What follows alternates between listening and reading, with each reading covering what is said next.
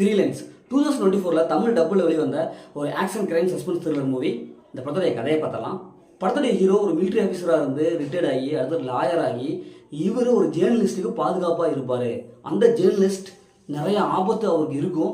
அவர் பிரசிடெண்ட்டை interview எடுக்க போவார். அந்த பிரசிடெண்ட்டுக்கும் ஆபத்து நிறையா இருக்கும். இப்படி இவங்க ரெண்டு பேருக்கும் ஆபத்து நிறையா இருக்கும். இவங்களை காப்பாற்றுறதுக்காகவே ஹீரோ ஜேர்னலிஸ்ட்டுக்கு பாதுகாப்பாக இருப்பார். இப்போ இறுதியில் ஜேர்னலிஸ்ட் பிரசிடெண்ட்டை இன்டர்வியூ எடுத்தாரா இல்லையா, என்ன பிரச்சனை ஏற்படுது, இறுதியில் என்னாச்சு அப்படிங்கிறதா இந்த படத்துடைய ஆன்லைன். இப்போ இந்த படத்துடைய பாசிட்டிவ் பார்த்தாவே படத்துடைய ஹீரோடைய ஆக்டிங் சூப்பராக இருக்குது. அதேமாதிரி படத்துடைய ஆக்ஷன் சீக்வன்ஸ் ஒரு 3 ஆக்ஷன் சீக்வன்ஸ் சும்மா தரமாக இருக்கும். அப்படியே பார்க்கும்போது வேறு லெவலில் இருக்கும். அந்த ஹெலிகாப்டர் ஃபைட் அப்படின்ட்டு சூப்பரான ஒரு ஆக்ஷன் சீக்வன்ஸே இருக்கும்.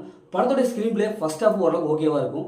அடுத்தது என்ன நடக்க போகுது, இவங்க பாதுகாப்பு தரது அப்படின்ட்டு ஃபர்ஸ்ட் ஹாஃப் ஸ்க்ரீன் பிளேலாம் கொஞ்சம் நல்லா ஒரு நம்மளை என்கேஜாக வச்சிருப்பாங்க. பிஜி மியூசிக் படத்துக்கு என்ன தேவையை கொடுத்துருப்பாங்க. படத்துடைய சினிமோட்டோகிராஃபி ஒரு ஹை குவாலிட்டி மியூசிக் கொடுத்துருக்காங்க. இப்போ இந்த படத்துடைய மைனஸ்னு பார்த்தா செகண்ட் ஹாஃப் தான். இந்த செகண்ட் ஹாஃபில் ஸ்க்ரீன் பிளே ரொம்ப முக்கியமாக இருக்குது. பார்த்து பழக்கப்பட அதே சீன்ஸாக ப்ரிடிக்டபுளாக இருக்குது. செகண்ட் ஹாஃபில் இன்னும் ஒரு ட்விஸ்ட் எண்டிங்கை மெயின்டைன் பண்ணியிருக்கலாம். ஒரு 3 ஃபைட் சீன்ஸை தவிர மற்ற இந்த படத்தில் எதுவுமே இல்லை அப்படிங்கிறது தான் இருக்குது. அது கிளைமேக்ஸ் எப்பா என்னையா அது பார்த்து பழக்கப்பட அதே கிளைமேக்ஸை கொடுத்துக்கிறீங்க. கதை ரொம்ப பழசு, ரொம்ப ஒரு ஓல்டான ஸ்டோரியாக அதே டெம்ப்ளேட்டில் எடுத்து வச்சுருக்காங்க.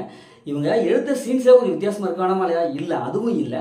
அதனால செகண்ட் ஹாஃப் ஃபுல்லாக படம் ரொம்ப அடி வாங்குது. படத்தை பார்க்கும்போது என்னடா இது இப்படி ரொம்ப மொக்க படமாக இருக்குது, ரொம்ப மாட்டிக்கிட்டுமே அப்படிங்கிறது தான் இருக்குது.